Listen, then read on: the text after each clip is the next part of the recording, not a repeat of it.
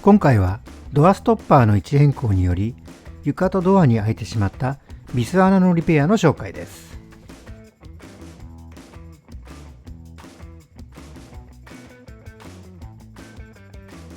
このチャンネルはリペアを始めたばかりの方やリペアに興味がある方に分かりやすく説明しています。少しでも興味が湧きましたらチャンネル登録、いいねボタンをよろしくお願いいたします。それでは始めてまいりましょう。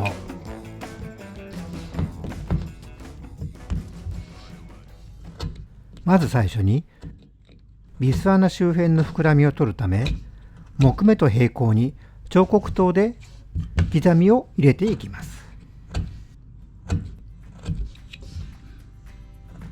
この時にいっぺんに膨らみ部分を削ろうとせずに、ある程度のところで止めておきます。これはいたずらに削ってしまって傷を大きくしすぎないためです。ハードワックスを選定します。164、2721、125混ぜて充填していきます。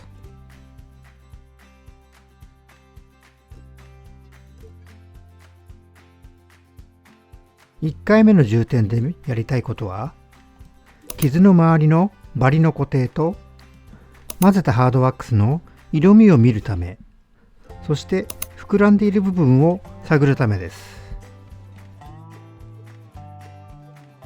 このビス穴はもともとドアストッパーがついていた場所が良くなく、移動したためについたものです。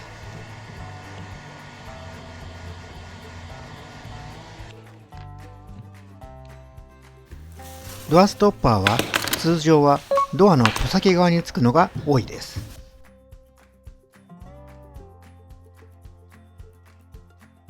今回の場所はドアの釣り元についていたため、ロック状態で引っ張ったりするとビスが抜けてドア自体が破損する恐れがあったため、中ほどまで移動となったようです。ハードワックスを使ったリペアで心がけているのは、ハードワックスで下地の色をほとんど合わせておくということです。できれば木目を書き入れる必要がないくらいまでに合わせてしまえればベストです。筆で色を塗り重ねていくとだんだんくすんできて仕上がりがあまり綺麗になりません。木目描きは最小限にした方が作業スピードも仕上がりも綺麗になります。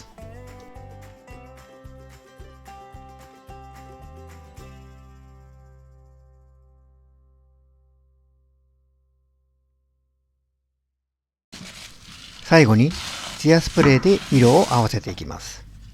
スプレーの吹き方については以前の動画で詳しく説明してありますので、よろしければそちらもご覧ください。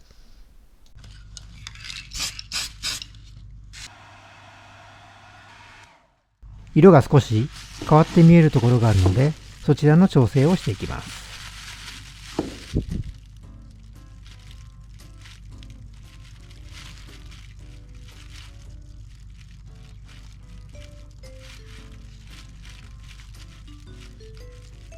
最後にサンブリアのスプレーを吹きます。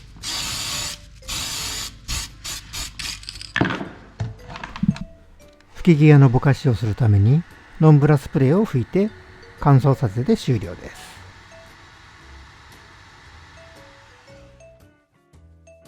続いて床のリペアに入ります。彫刻刀を使い木目に沿って刻みを入れていきます。ハードワックスの504番に125番、137番を足し色を作っていきます。ハードワックスの配分はおおよそ丸印の大きさを目安にしてください。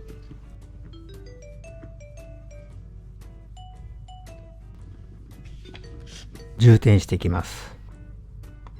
レベラーを使い平らにしていきます。ここで一つ注意があります。先ほどの建具で使ったレベラーは使わないようにします。先ほどの建具は色の濃いものでしたので、白いところに使うと色が混じる可能性があるためです。白系統のものには白専用のレベラーを使います。艶合わせをしていきます。こちらで完成になります。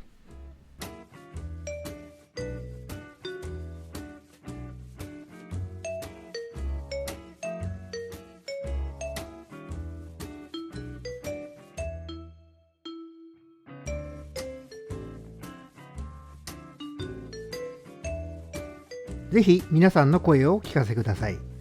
リクエスト、質問等お待ちしております。LINE では無料オンライン講習会の情報などを発信しています。詳しくは概要欄をご覧ください。それでは次の動画をお楽しみに。ありがとうございました。